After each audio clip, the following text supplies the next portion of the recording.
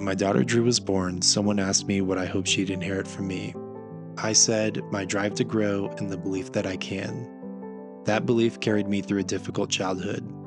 It pushed me to pay my way through college, build a six-figure sales career, and work through my trauma to become a loving husband, foster parent, and community builder. That belief is the best thing I have to give her. But this podcast isn't about me. It's for her. Instead of telling her my story, I'm sharing the stories of remarkable women. Women who've overcome, who've built, who've healed, who've thrived. Each episode is an interview with a woman who inspires me, and who I hope will inspire Drew someday too. Because one day she'll be a young woman carving out her own life, and she might not want to hear advice from her dad. But when that day comes, I hope she listens to these voices and remembers that she can become whoever she wants to be, and she can overcome anything. They say it takes a village, so I'm building one. A village of women who are redefining what it means to be ladylike. This is Ladylike, the Girl Dad podcast. What's up, y'all? Welcome back to Ladylike. I'm excited to be here. This week's episode was a lot of fun. We had our friends Erin and Brad out to Aspen to come visit us to shoot. Erin was 37 weeks pregnant. This episode was shot on the 2nd of August, and our baby daughter, Ruby, otherwise known as Rue, was born on the 4th. So pretty crazy events that happened here, kind of crazy turnaround. And funny in the context of the episode, when you watch the episode, there's a couple times where I talk about, hey, I'm going to have Brad up next weekend or something like that, which totally doesn't happen now that they are parents. Some other news is I've launched the website for the Ladylike podcast. It's ladylikepodcast.com. On the website, there's a ton of cool stuff, including recent episodes and applications to be on the show. If you want to be on the show, you can go to the website and apply. Again, that's ladylikepodcast.com. Also on the website, when you open it up, there's going to be a subscribe button at the top. If you click on that button, you'll be subscribed to the newsletter. The newsletter will be bi-weekly, provide some behind-the-scenes content, guest updates, letters to Drew. This episode with Erin was really fun, and I truly enjoyed it a lot. I'm excited for you guys to get to hear about her and learn about her story. But without further ado, here comes the Dear Drew, and then we'll go into the episode. Thanks, guys.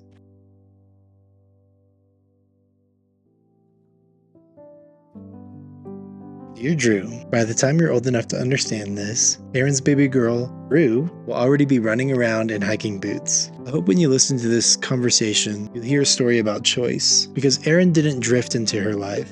She built it. She broke away from what was comfortable and chose something better. She left a small town she loved and chose to do the hard, beautiful work of starting over, of building a life with more light, more freedom, more adventure, and more love. I want that for you too. I want you to live a life full of choice. I hope you build a life worth looking back on and looking forward to. One where kindness is your compass and strength and your quiet engine. One where you love boldly, create freely, and know deep in your bones that you were never meant to stay small. I also want you to remember this. Every time I sit down with a woman like Erin, I'm learning. Not just for me, but for you. Because I want to fill your world with voices that remind you of who you can become. Gentle and strong, just like Erin, and just like you will be. Love always, Dad. Love you. Yeah.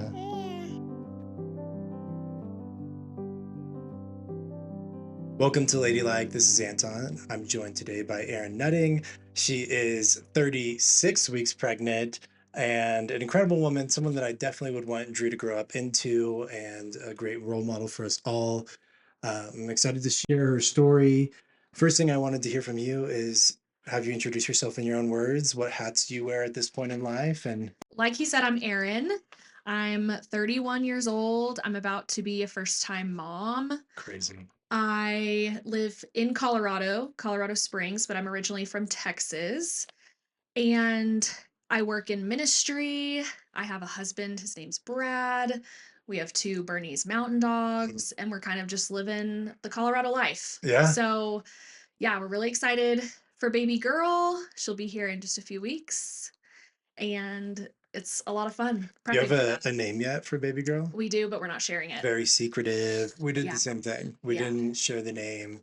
until the day of. Yep. Um, Yep. is it a family name? No, It I'm is just kidding. it I is a keep family prying. name. I'm like, is it It your is. uncle's name? No, I'm just kidding. No, it's not my uncle's name, Yeah. but it is a family name. So my parents know what the name is because we kind of like asked for their okay. Okay. Because it's someone on my side of the family. Okay. So it is a family name, but We yeah. did not ask. We just named Drew after Anna's dad, and we were like surprised. And actually, Hope you like it. what's funny about that is I'm glad that you asked because if I could go back, I maybe would have. Because when we told them they were flying back from Australia, they were on like a month-long trip to New Zealand and Australia for the January that Drew was born. And we FaceTimed them and we're like, hey, your daughter or your granddaughter's born. Her name is Drew. Yeah. And they're both like, what? It was like, nah. Like they were surprised. Yeah, it was not, they're like in a lobby of an Yeah. airport and they Oh, were like, that's so funny. it was kind of rough. So it's a great thing that you asked permission so your parents can be excited and on board when we Yes. reveal that. Yes. Yeah. So obviously what I know about you is that you grew up in, I can't remember the name of the town right now. Belleville. Belleville, Texas. Yes. Um, known for their ice cream, right? Well, the town next to us is known for the ice cream. Oh, okay. Bluebell Yes. ice cream from Brenham. Brenham. But Belleville does have Trump Burger. Whoa, So, Trump burger. a burger restaurant fully Oh, dedicated to Donald man. Trump. That's incredible. Wow. Wow. Yeah, a lot of t-shirts and gift shop items So here, that but kind of answers what I was going to ask is what was it like growing up there? But I'm sure that explains a little bit. Trump Burger is kind of new to the town, but Okay. I think they also got in trouble and now it's President Burger. Okay.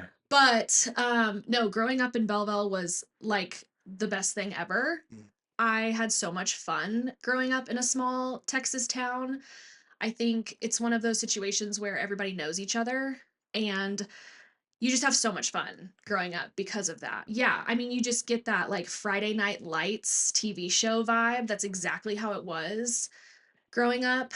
And everyone's kind of friends with everybody. And yeah, you're involved in every extracurricular activity because there's only so many people that are Right. there. Right. So you kind of grow up like trying out all the sports and doing all the things and it's just so much fun. It gives me a lot of fond memories every time I go back and visit home because I'm like, man, this is like it's just this time capsule that like really doesn't change much and there's just so many fun memories there. So Do I you loved it. do you want that for your daughter? I Yeah. mean, okay. I was gonna say. Well, there's a part of me that does. I think I would love for my kids to grow up the way that I grew up Mm, because it was so fun and you just have that like small town vibe and atmosphere. And but I also love living in Colorado and would love to have like Colorado babies mhm. running around. I loved growing up there. It was just so much fun. We just had so much fun. That's crazy. How did So, it shape you as like a woman being in a small town? I don't know. I feel like it would be cool to try everything, like you were oh saying, yeah. but did you feel like how did that make you who you are today? Yeah, I think the aspect of community is something that was really big growing up because you're kind of friends with everybody. Yeah. And you're doing everything together all the time. So like I was always with my friends, either in sports or, even in the summertime, you're just like always together. And so I think I've kind of kept that trend through adulthood of just like my community of friends Mhm. and staying in touch with people pretty regularly. Like I'm still in touch with a ton of my hometown Really? friends. That's awesome. And that's been really, really sweet to kind of go through all the seasons of life together. It really shaped me the most, I would say, with like friendships That's and like awesome. loyalty to friendships. It's a small town where people just kind of rally around each other. Yeah. And I've seen that so much throughout my life, living there and not living there. So, I mean, that sounds incredible. My yeah. my town that I grew up in was, I mean, like it's the Woodlands. Yeah. It wasn't small, but it was definitely separate from the metropolitan Yep. area. And now that I live downtown Austin, it's a different vibe. Yeah. My mom grew up in a really, really small town, and she talked a lot about what it was like to like try to get out because it was like some people get stuck there forever. Do you Mhm. feel like you experienced that or know anything about that? There's definitely people that stick around. Hmm. And that's not necessarily a bad thing by any means. I think in high school, I just never even thought about like, oh, I'm just gonna be here forever. Mhm. Because I was like, oh, I'm gonna go to college and then from there I'll just kind of figure it out. Um, but there's definitely people who like didn't go to college, which is totally fine, but they did stick around Mhm. and they've like built lives and families there, which is great. And they get to kind of still experience with their kids that like small town, Yeah. raise your family. I am thankful that I got out and Yeah. I like have been able to establish a life in another state even has Mhm. been really fun. Um, and it kind of makes me every time I go back home, I just have these like rose-colored glasses on and Yeah. I'm like, "Oh, I just love being back here." If Yeah. it's for a weekend or a week, and it just makes you appreciate the way that you were raised so much more. Yeah. Yeah, Where did you go to school? I didn't even know. Texas State, You went to Texas State. Go Bobcats. Bobcats. Nice. Yeah. Did Yeah. Brad go to Texas State? No, he's from upstate New York. Well, I Yeah. had no idea. Yeah. Tell me, So how did you guys meet then? we met through Young Life. Okay. Yeah, doing the Oh, ministry Young Life. yeah. Yeah. So when I was in college, the Lord just kind of intervened in my life. I had been dating this guy from high school for like 6.5 years, and it was a Yeah. very toxic relationship. And so Yeah. the Lord kind of intervened, and I knew that I wanted to dig deeper with my relationship with Jesus. And in order to do that, I needed to end that Yeah. romantic relationship. So I did that. And then I did summer staff where you Yeah. spend a summer unpaid at a camp for Young Life in New York, Saranac or Lake Champion. Lake Champion. Okay. And I did that summer of 2015, so 10 years ago now, and went back like 2 days after I graduated from college. And I was there the whole summer of 2016. And that's when I met Brad Wow. because he was also an intern. Wow. What were your intern jobs? I was the hospitality intern. Okay, cool. So I That's a kind good one. of, yeah, so I Yeah. kind of helped out with like the adult guests Mhm. and people that were on Young Life staff that were coming to like run the camp Mhm. for every session. I kind of was a helper to them. Yeah. Um, and then Brad was the sound intern. Oh, Yeah. So he wow. was helping with like all the tech stuff. Yeah. Wow. Yeah. So Brad probably could help me with all this today. It Yeah. probably would have been like, If yeah. you have any questions, Yeah, yeah. he will happily help He you. probably looked at this and he's like, I could do this better. I'm learning as I go. So he's probably like, wow, this is tough. Yeah, so that's when we met. And then we didn't start dating until like a year later. Mhm. So Denver was the meetup point? Like how did So Colorado Springs was the meetup oh point. sorry. Yeah, We Colorado Springs. dated long distance our whole dating relationship. Wow. So I was in Texas, living in Waco, Texas at the Okay. time. Okay. And he was living back home in New York. Mhm. And so we dated long distance. And then he got a job for the Young Life Service Center, which is basically like the headquarters Yes. in Colorado Springs.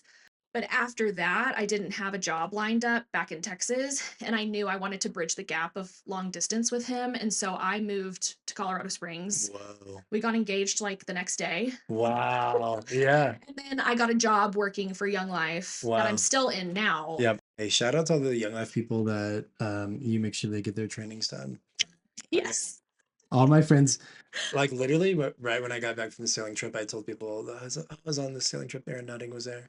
They're like, Aaron Nutting, the one from Young Life that makes me do my trainings. And That I I've was been like, emailing yeah. back and forth And they're like, constantly. literally, like they're like, oh, I know her, and I'm like, yeah, that Yes. one. That's So many just people that crazy. I finally meet at our training events, they're like, "Oh my gosh, I've been emailing you constantly." And I'm Yeah. like, "Yeah, yeah." Did you ever imagine a life outside of Texas? Were you like, when you were a kid, were you like, I'm gonna move to Colorado? Oh, Like, what were you no, thinking? not at all. Yeah. Growing up, I'd be like, "Oh yeah, like everyone goes to college after high school. So I'm going to go to college. I don't know where, probably somewhere in Texas." But at the time, like I said earlier, I was dating this guy, and when I was in college still dating him, we were kind of at a phase of, okay, like we're probably going to get married. Mhm.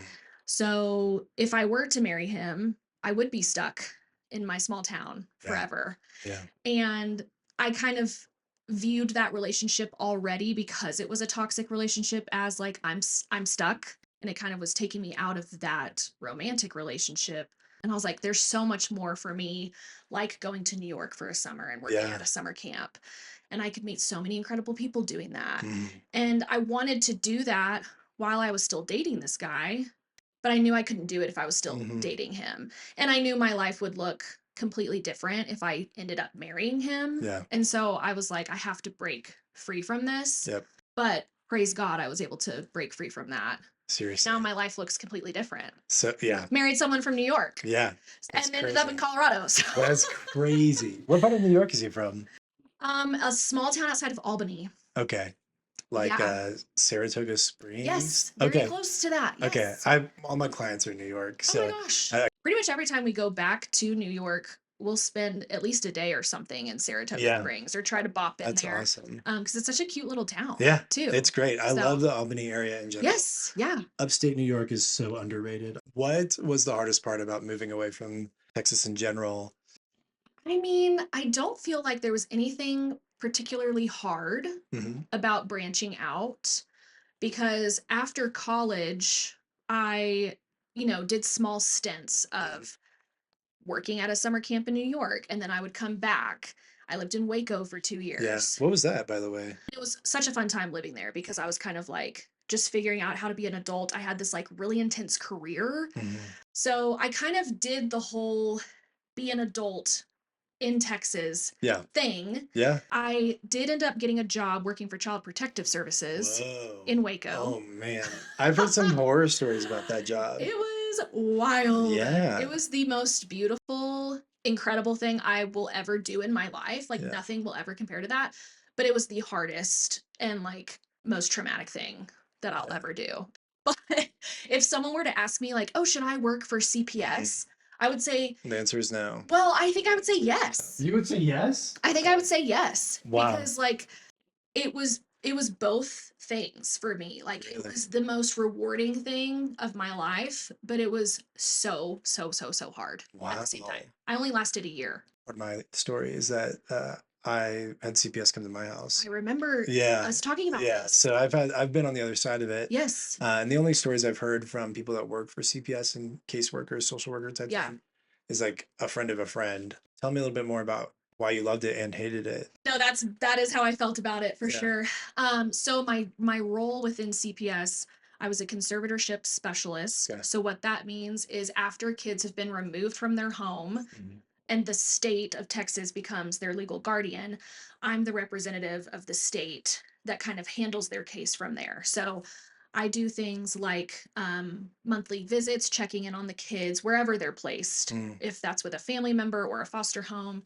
But I check in on the kids monthly, I check in on the parents monthly. There's some sort of plan in place, whether that is reunification with the parents or if that's something else.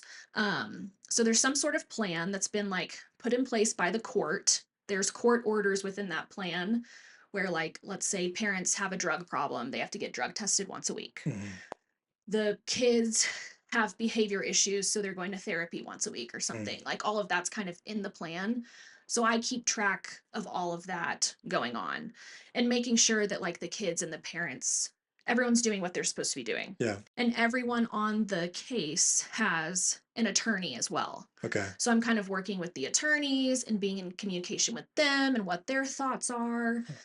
And every case is a year long, Mhm. and there's like court appearances. I think it was once every 3 or 4 months. Yeah. So we would go to court Okay. in front of the judge. I would get on the stand, talk about how everyone in the case is doing. It was just a lot of paperwork, honestly, Yeah. a lot of documentation, Hmm. a lot of working wonky hours. I would be responsible for transporting kids to and from supervised visits with their parents because their parents don't have a car. Yep. So there were just a lot of like exhausting parts to the job. Um, a lot of letdown from the parents on the cases. Yeah. I like to believe in the good in everyone Yeah. and that this is not a job to do that in. Yeah. So I would get really upset when I would find out parents are lying to me about doing drugs, for example. Um, or they're lying to me about something else. Like it was just, I was always being let down. And I think the emotional toll that it took on me was harder than anything else. Like I I used to say that dealing with the parents was more sad than like The the kids on my kids. caseload Yeah. because I was able to kind of control making sure the kids were fine Yeah. and they were in a safe environment. Yeah. But the parents who sometimes they want to get better for their kids and sometimes they don't, Yeah. that was hard. That was so hard. You know this about me, but I became a foster parent Yeah. last year and uh, really got to live that out as well. Like wanting my foster kids' parents to step up to the plate. Yes. And then, and plenty of other friends that I have are also foster parents. It's just a crazy, crazy thing. Like, I don't know. You're obviously very pregnant, and Yeah. I'm obviously a biological father. And I can't imagine a world in which I choose like anything else over my kids. Yeah. I definitely resonate with that pain that you felt because I went through the same thing, but on the foster parent side and Yeah. not the CPS side. Yeah. Do you ever have to remove kids? I was never in the business of Oh, that's removing, good. That's good. which I was thankful for. It was That'd be really, super hard. We this definitely won't go on the podcast, but my CPS worker was so terribly overworked. It just made him unable to really keep up. And then yeah. I mean, Anna gave him an earful multiple times. Like there Oh, I was some bet. big balls dropped. All right, on to the next thing here. Tell me a little bit about your parents. What were they like? So, my parents, to give you some backstory, they're older. Yeah. So, they're in their mid 70s. My mom had me when she was 42. Mhm.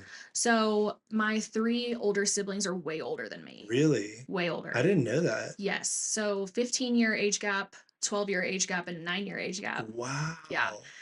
So, You're an accident. I was an accident. Yeah. Yeah. So my parents are older, my siblings are older. So growing up, I kind of felt like an only child in a sense, like especially after probably age 7, because all of them were off to college by that time. That's crazy. Um, so with my parents, I kind of feel like they were a little bit more checked out with me. Yeah. Maybe they were like kind of done parenting. My relationship with my parents is fine, Mhm. but we're not super close Yeah. by any means. I think I found way more comfort in my best friend's parents Hmm. growing up because they were one younger Mhm. and kind of just more, I think, in the know with things going on in our small town. Yeah. Whereas, like, my mom, for example, she just kind of was a homebody, Mhm. I would say. She was always a stay-at-home mom. Um, but I was able to kind of rely on my friends' parents, I think more so than That's my own awesome. parents. Very similar situation for me. So I mean, like I was out on the street and they took me in, but Yeah.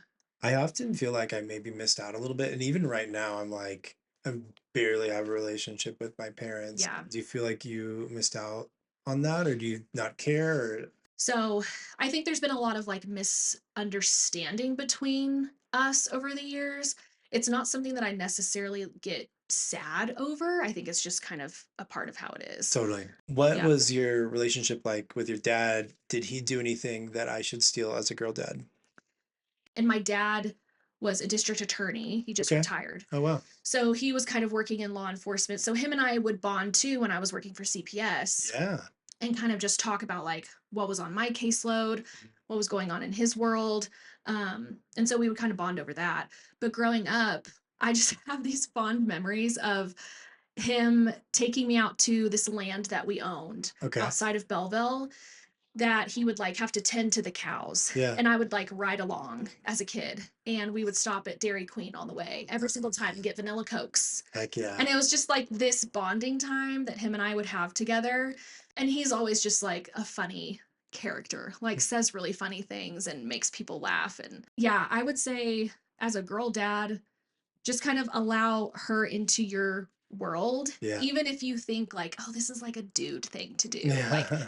I think she would still really like it. And Yeah. I know Brad is so excited to be a girl dad because he's like, I want to take her mountain Dirt biking and biking. like I want to get her like a little motorbike that That's she's it. gonna ride and Yeah. it doesn't matter if she's a girl, Yeah. like she can do those things. So I kind of felt that with my dad when I would like go out to the country with him and Yeah. like help him with the land and help him with the cows and all those things. It was never like, oh, I don't want to do this. It was always kind of like, oh yeah, sure, I'll go. This will be Yeah. fun. Everyone So that I've asked that question to has said very similar thing. Like my really, dad spent this little intentional time with me and yeah, that impacted me. And I'm like, All right, seems pretty simple, right? Yeah. Yes. Have you Yeah. seen the trend on TikTok that's like turning myself into Texas 10? No. It's state by state, but I bring it up because I saw one yesterday that was like turning myself into Colorado 10. Oh. And it was this girl, and instead of doing her makeup and like making herself into a 10, she's slacklining and like jumping on the line and like Yeah. doing. And I was like, you know what? That's probably true for Colorado. Like to be a 10 in Colorado is to do fun and interesting things as a Yeah. gal. You're hiking, you're Right. kayaking. And so your daughter's going to be set up by Brad, doing all the Oh, Colorado yes. things. Oh She's my going to be a gosh. Colorado 10 right away. For sure. Yeah. For sure. Yeah, and I've dreamed for a long time of having a Colorado baby. Yeah. But speaking of TikTok, Yeah. how did you get into content creation? What spurred the moment? Like, because I don't think you were Yeah. doing it when we met. Not really. Okay. Yeah. No. Tell me a little about that. It actually started when Brad and I bought this fixer-upper house. Okay. Yeah. And I made an Instagram account specifically for that. Mm. So I kind of started to dabble with making reels and things for the home renovation process on Instagram. And then after we sold that house and moved into our current house, that's kind of when I started to be like, okay, maybe I want to download TikTok. Like Yeah. I really enjoyed making those reels and things on Instagram. Yeah. Maybe I can like showcase our new house, but on TikTok Hmm. and just see what that's like. And I had never had TikTok before. So download TikTok sometime around like last summer, I think, and started posting our home renovation stuff on there, just kind of copying it from Cool. my Instagram Yeah. page. Um, and then last summer, kind of started to post more daily life Hmm. type stuff. And I just really enjoyed it. I was like, oh, I kind of like the editing process. This is a creative outlet for me. Hmm.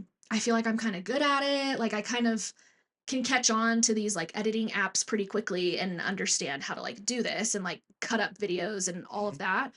So I just kind of enjoyed it and I was like, I think I'm going to just keep doing this. Yeah. So I just kept kind of documenting our life Wow. and going from there. So yeah. And then when you got And pregnant, then I got pregnant. it feels like that's when everything started really taking off. I don't know if that's the Yes. reality, but from me just like seeing you on Yeah. my For You page sometimes, Yeah. after you got pregnant, I was like, oh, she's got like 80 comments on every video. You know what I mean? I was like, how is this happening? So I got pregnant and I kind of stopped being consistent with my posting just because I was so exhausted in the first trimester.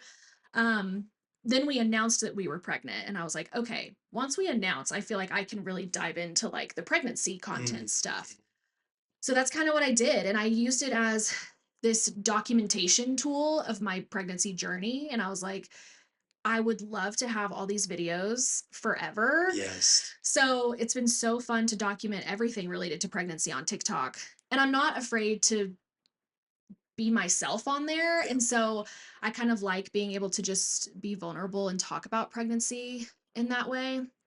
Um, but I was still trying to sprinkle in normal life Yeah.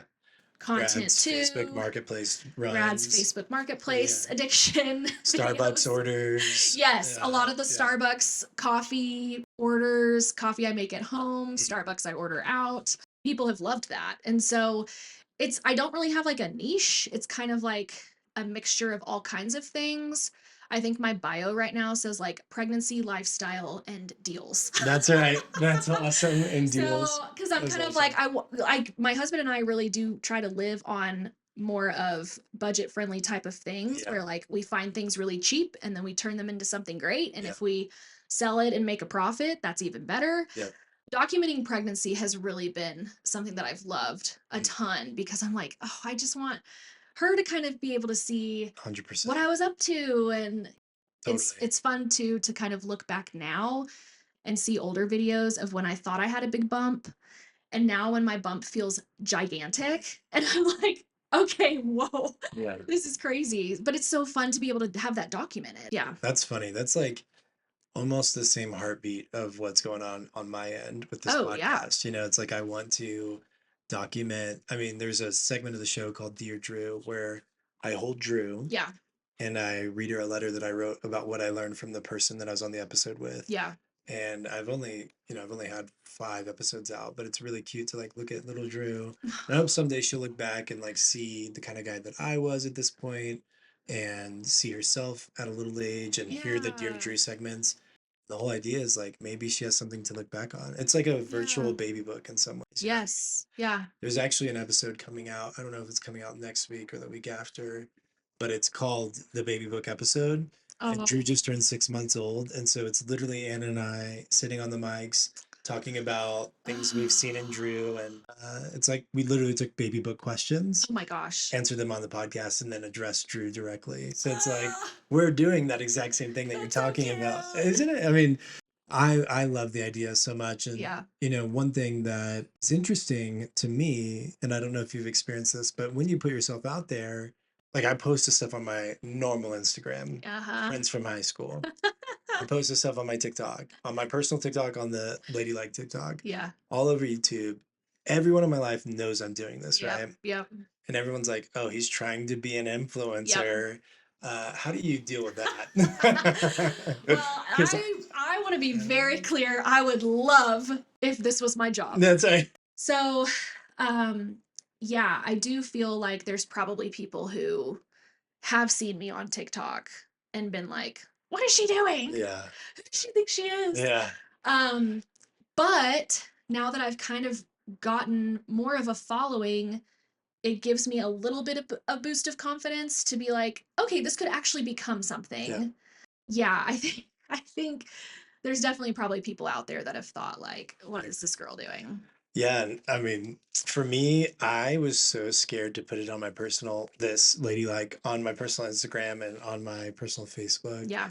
Um, I don't think I did that till I had like 3 or 4 episodes done Yeah. before I put it out there. And then what I ultimately came to is like what I'm doing here with this podcast, I believe in so much that I'm not afraid to look like an idiot. Right. You know what I mean? Like I'm Yeah. like, whatever. Right. Like this is for my daughter. At Yeah. the end Oh of the yeah. day, like, and so I've been doing something called Opus Clips. And what it Oh. is I take this entire video that we shoot Yeah. and I send it to AI, and then AI is Oh. like, "This is this is an interesting subject," and it pulls out these clips, and then Oh. it edits them and posts them to my TikTok. So if you Whoa. go to the Ladylike TikTok right now, you'll see a bunch of clips of people on the podcast talking about interesting things. Yeah. Like, so it cuts it up, but I found that those videos get like 600 views. Hmm. So yesterday I was like, I don't think I want to do my TikTok for Ladylike like this. I don't want it to feel so like I'm on a mic doing a podcast Yeah. professional thing. So I took a picture of Drew. I took a couple pictures of Drew. I put it on there and I said, "Do I have dad goggles or is my baby cute?" Right? I just said that. And then like Yeah. 1,000 views. And I was like, what is the deal? Do you Yeah. feel like TikTok requires like authenticity, or do you think that it doesn't really matter? What have you felt like with your videos is hitting and not hitting? I definitely would agree with what you're saying. Like those shorter clips that you don't put much thought into, Yeah. those are the ones that pop off. Right. Why? And it's so interesting to me.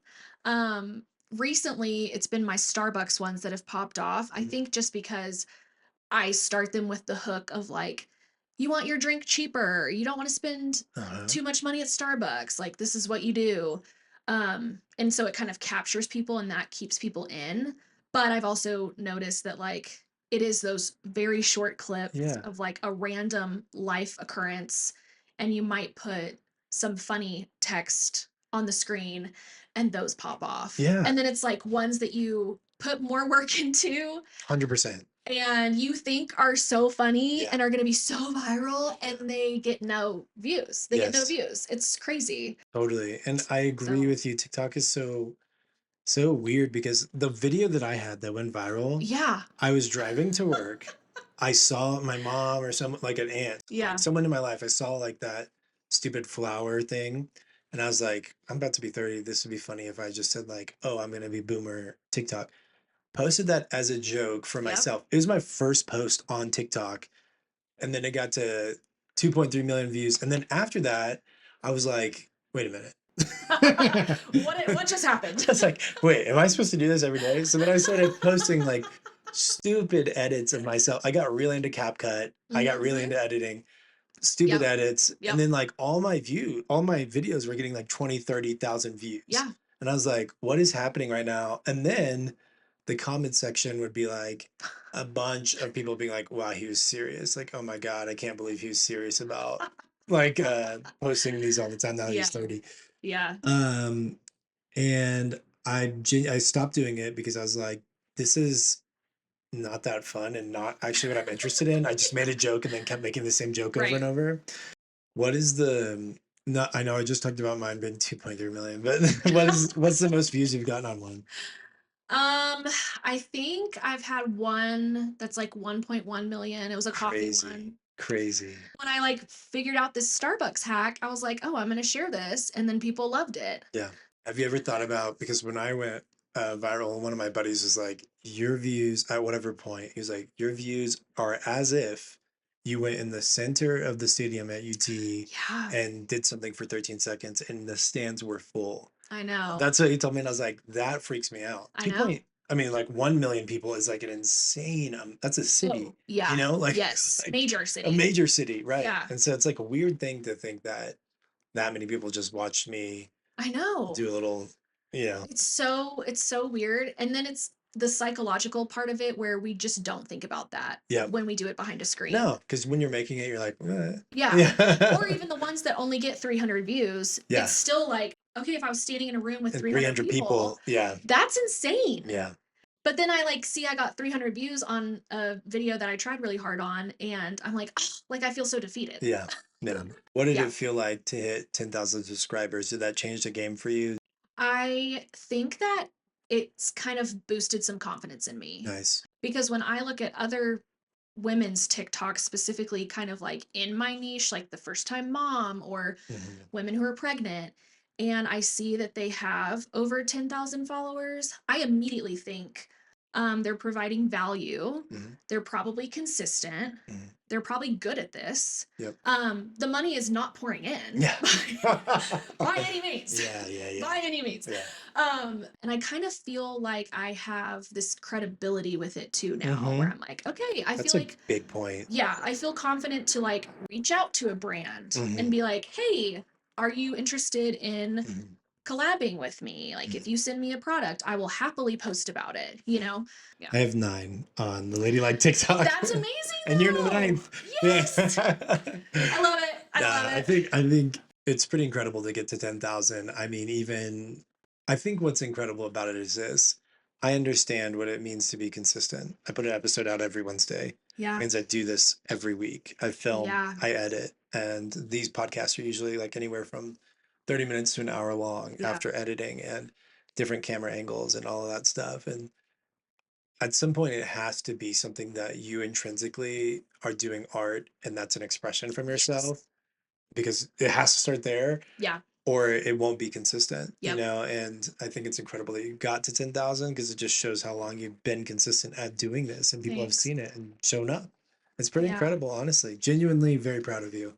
Yeah. Thanks. I remember the day that it happened. I think I was like, whoa, what the You heck? texted Yeah, I me. did. I know it. Yeah. Yeah, it was a really sweet moment because it's so true. Like you have to actually enjoy like filming and editing and all those things. And I so much so enjoy it.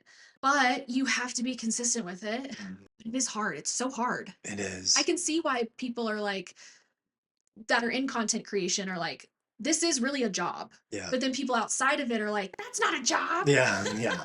No, it is. So I yeah. probably put like 17 hours a week into this Yes. at least, probably Yeah. maybe a little bit more. Yeah. It's just, it's crazy. It's a But lot of work. kind of shifting gears here, you're 37 weeks pregnant. Yeah. How do you feel about bringing a baby girl into the world? Are you anxious? Are you Oh my excited? gosh. I mean, at 37, it's like we are at the finish line. It's time. Yeah. Yeah. She could come anytime. I think every single emotion that I could feel. Mhm. I am obviously so excited and I can't even believe that like I'm gonna be a mom. Like it's just crazy to even think Yeah. about. And I'm so excited. I've always wanted to be a mom. Um, But there's also the part of me that's like, "Oh, okay, my life is going to look completely different. Mhm. My freedom that I have is gonna look completely different. I can't just get up and go and do anything Yeah. anymore." And that part kind of freaks me out. I think with pregnancy and her being born so soon, I'm like trying to soak up this time Mhm. where it's still just me and Brad, and it's gonna be changed forever. Yeah. Like, that's insane. So it's almost like if I think about it too much, I start to spiral. Yeah. I'm so excited. I cannot believe I'm having a girl. I really wanted a girl, and I'm just thrilled. It doesn't feel real. Yeah. It really does not feel real at all. But I know it'll feel really real in a few weeks Yeah. when I give birth. I'm pretty So, sure Drew was born at 38 weeks. oh my gosh, that's like next week Yeah. for me. What's something you hope she inherits from you? I hope that she inherits from me that sense of friendship and community that I grew up around so strongly and then I've carried through adulthood. Like, so I just hope that she makes friends easily and Yeah. builds community easily. And that's something that has been so valuable for me in my life. But it's interesting because as parents, I think the things we love the most about ourselves is probably what we want to pass I on. know. And a lot of times that is something character wise, rather Yeah. than it being a physical trait. Yeah. What do you want her to inherit from Brad? His sense of adventure. Yeah, he does love a good adventure. He He was the loves, Lisan Al Gaib when we were in the British Virgin Islands and he was riding the remember the dinghy? Oh my gosh, that was incredible. That's my favorite Brad I memory. know, I know. He has such a sense for adventure. Mhm, And I feel like with that, he has no fear. mhm. So I'm just hoping that she like puts herself out there in the same way that he kind of does. And yeah, I mean, he loves all things outdoors. Mhm. So I'm really hoping that she inherits that too. I hope that she gets that just like zest for life in that way. I hope she gets that from him. I'm calling Brad next week and I'm gonna ask him to bike the maroon bells with me. Oh, he'll say yes. Yeah. Oh, he'll so do that. Yeah. So you just talked a minute ago about why you want to document your story as a first time mother. You said a little Hmm. bit that you want her to be able to look back. Hmm. Do you feel like you're gonna document the rest of her life? Like what do you think is the next step after this? Ooh, like showing her on social media. Yeah, are you into that or not? I mean, I'm doing it and I'm like thinking about it every Yeah. day. Like, should I be doing this? And I Yes. think about it constantly. I'm dabbling with that thought right now. Yeah. I've had some conversations with people about it.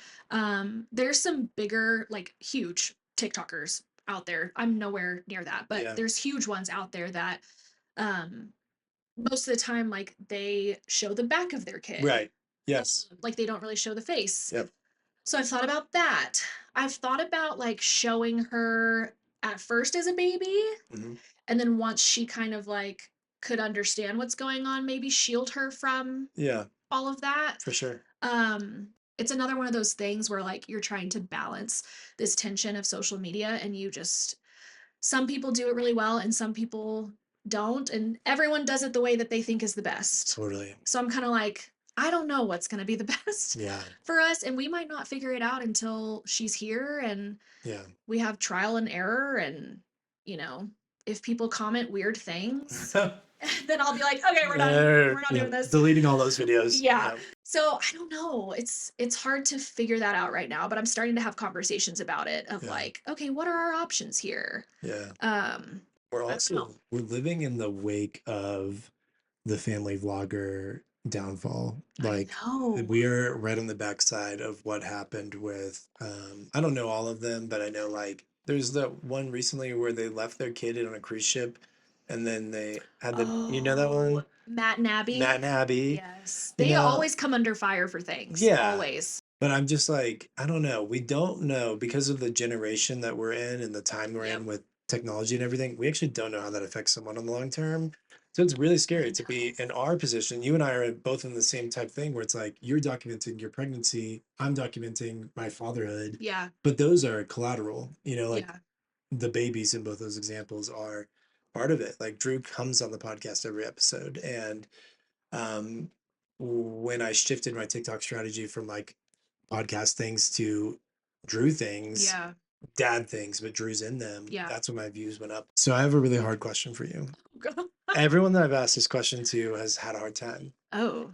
What does it mean to be ladylike? Ooh. Okay. I think it's a balance between like gentleness and strength. Wow, that's crazy. Actually, that's what most people say. Wait, really? Yes, I'm Oh my not kidding. gosh. No, I'm not kidding, but keep going, keep going. Wow. Yeah. Okay, so the reason I say that is I think because I'm pregnant Mhm, and I have been able to witness like what the female body goes through mhm. and what it's about to go through. And then like having to be a mother.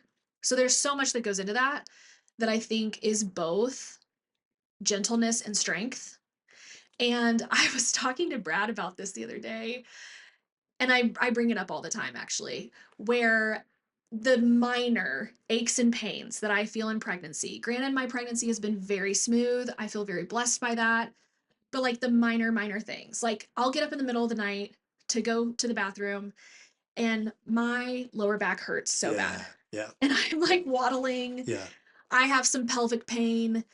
But if Brad got up in the middle of the night Mhm. and felt that back pain Yeah, and that pelvic pain, he would be screaming, yeah, yeah, screaming. yeah, I just deal with it yeah. because it's just, you just do, Mhm. so it's kind of like that man cold Mhm. Yeah, mentality yeah, of like, I don't think he could handle this for 1 second. yeah. So I've learned a lot about female strength in being pregnant and becoming a mom. And when I think about what it is to be ladylike, there's so much strength there. Mhm. You have to be so strong because of what females go through, not even just with pregnancy and becoming a mom, but just all the time. And then also that gentleness that you have to be a mom and to raise kids. Um, I think being ladylike is both of those things. So it's a balance between gentleness and strength to me. Yeah. I guess to everyone To else everyone too. else, I'm not kidding. I've gotten that answer at least 3 times. That's wild. Yeah. The gentleness Wow. and strength. I mean, a lot of people haven't been able to like pitch it right away, Yeah. gentleness and strength, but then they say Yeah. what they're saying, they come back around, they're like, gentleness and strength is what they ultimately come to. So it's very interesting they say that. If your daughter and my daughter are watching this back in 10 years, 16 years, whatever, what do you want them to take away from our conversation? What do you want them to hear about you? Ooh. I think that us even having this conversation or you having a podcast like this shows a lot of intention.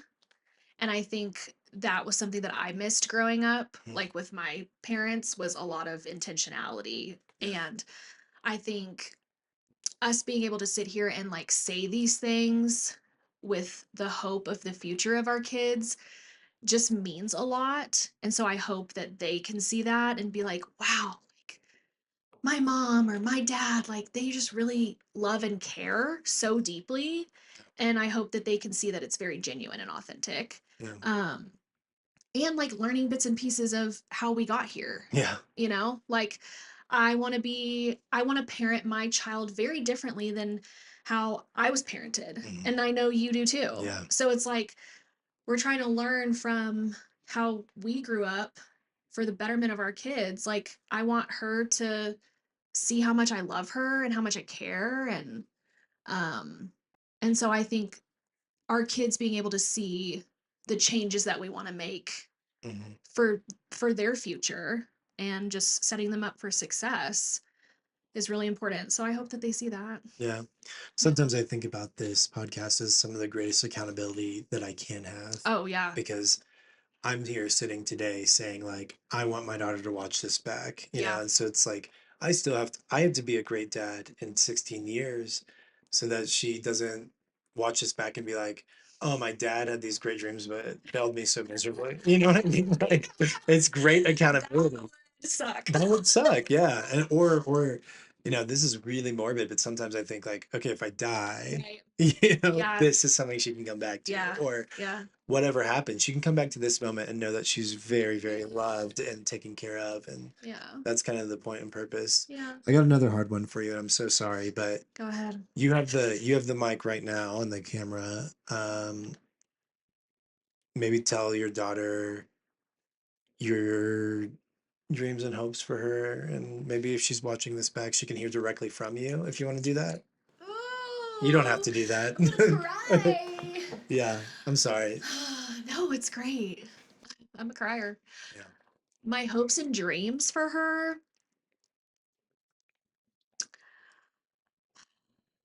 I think the bottom line is I just want her to be kind. Mm. I don't want her to take life too seriously. I I'm really excited to kind of like hopefully walk alongside her through like elementary school and junior high and high school and those formative years. Bottom line is I just want her to be kind. Um, so yeah. Yeah.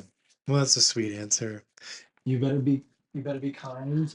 You better be you better be kind, and you better be gentle Be and kind. Don't be mean. sweet. Be Okay. a good friend to Don't be people. mean to people. Don't be mean You're to a mean people. girl.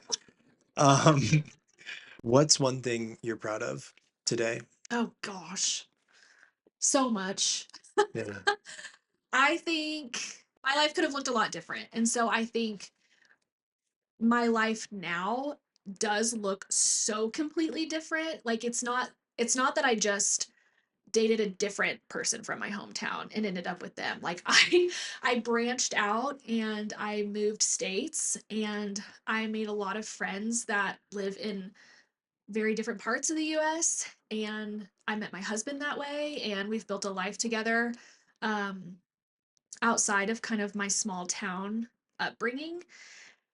Granted, I love my small town, but I'm so proud that my life does look different than what I thought I was stuck in for so long.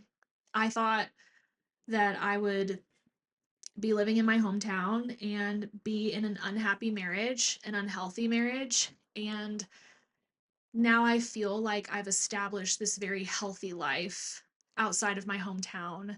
So, yeah, That's a great yeah, answer. Yeah. very proud of the life that we've built. What would your younger self be surprised to see in you today? Oh my gosh. I think my younger self, I think she would be surprised to see that I don't care about the things that she cared about so much. What did she care about? Oh, she cared about popularity. Uh, She cared about being the best at every sport, mhm, every extracurricular activity. She cared about boys. mhm. She cared about everything else you could put your identity in, except for putting your identity into the Lord.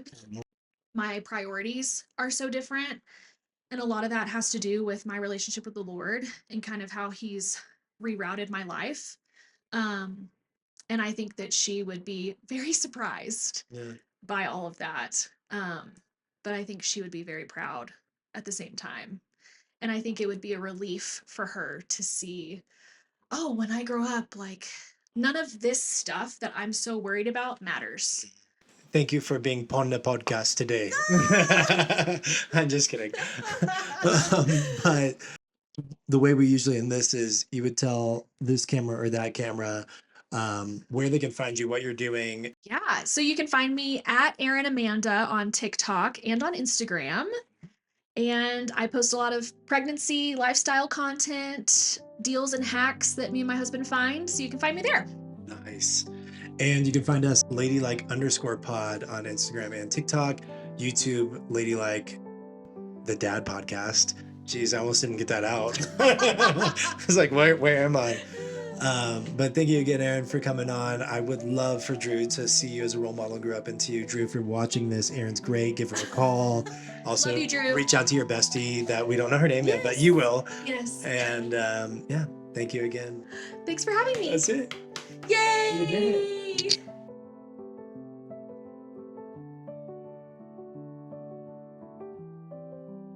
We did it! That was so fun. It is so fun, isn't it? Yeah. What's up, guys? Thank you again for listening to Ladylike. Of course, give us a follow on Instagram, TikTok, and YouTube. Make sure to go check out the website. Also, if you want to see cute little Rue, baby Ruby, then go ahead and follow Erin at Erin Amanda.